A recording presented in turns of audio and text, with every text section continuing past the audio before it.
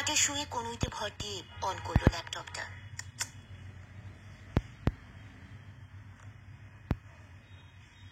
On করতেই একটার পর একটা ইমেল নোটিফিকেশন।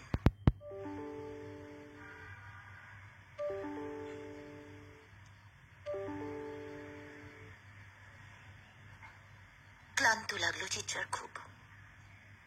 বেশিক্ষণ চোখ খুলে রাখতে পারল না, গভীর ঘুমে তলিয়ে গেল। চারিদিক অন্ধকার, এতটাই অন্ধকার যে এক হাত দূরে কিছু দেখতে পাচ্ছে না চিত্রা। শুধু বহু দূর থেকে একটা স্বর ভেসে আসছে। চিত্রা এগোনোর চেষ্টা করছে, যার স্বর সেই মানুষটির দিকে। ভাবছে কার গলা এটা। বেশিক্ষণ লাগলো না গলাটা চিনতে।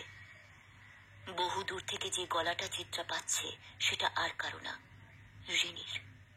শোনার চেষ্টা করছে চিত্রা, বোঝার চেষ্টা করছে, এগিয়ে যাওয়ার চেষ্টা করছে রিনির দিকে। রিনি, রিনি তুই কোথায়? রিনি, চিত্রা, তোকে অনেক কিছু বলা আছে রে, তুই শুনতে পাচ্ছিস? আমি খুব বিপদে পড়েছি রে চিত্রা, চিত্রা। রিনির কথাগুলো যেন কান্নায় ভেজা। চিত্রা আপ্রাণ চেষ্টা করেও পৌঁছতে পারছে না রিনি অব্দি। কিছুক্ষণ নিস্তব্ধ, তারপর হঠাৎ চোখ ধাঁধিয়ে গেল চিত্রার। এক প্রখর আলো এগিয়ে আসছে চিত্রার দিকে। নিজের চোখ আড়াল করল।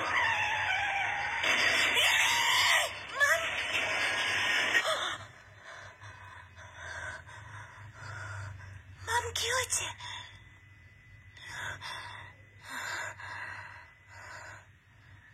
ধড়মড়িয়ে উঠেছে চিত্রা। ওর কিছুক্ষণ সময় লাগলো কোথায় আছে, কটা বাজে বুঝতে। ওর কপালে বিন্দু বিন্দু ঘাম, হাঁপাচ্ছে। জুন অবাক হয়ে তাকিয়ে আছে মায়ের দিকে। নতুন গল্প রেকর্ড করছি গদ্যগ্রহর জন্য। গদ্যগ্রহর প্রথম উপস্থাপনা গদ্যগ্রহ কালেকশন থেকে। সো আজকে সন্ধ্যে 6টায় আসছে। আমি নিচে ডিসক্রিপশনে চ্যানেলের লিঙ্কটা দিয়ে দিচ্ছি। চ্যানেলটাতে সাবস্ক্রাইব করুন, নোটিফিকেশনস অন করুন। এখানে কিন্তু সমস্ত গল্পই গদ্যগ্রহের নামেই যাবে, কারণ এখানকার যিনি লেখক উনি আত্মপ্রকাশ করতে চান না। তো এই গল্পগুলো সব কমপ্লিটলি অরিজিনাল, সব কমপ্লিটলি নতুন, আনকোরা, না শোনা। So rush to Gadyagraha, click on the link below and subscribe. আর 6টার জন্য ওয়েট করুন। নতুন গল্পের প্রথম পর্ব আপনাদের জন্য হাজির হয়ে যাবে আজ। সঙ্গে থাকুন, শুনতে থাকুন।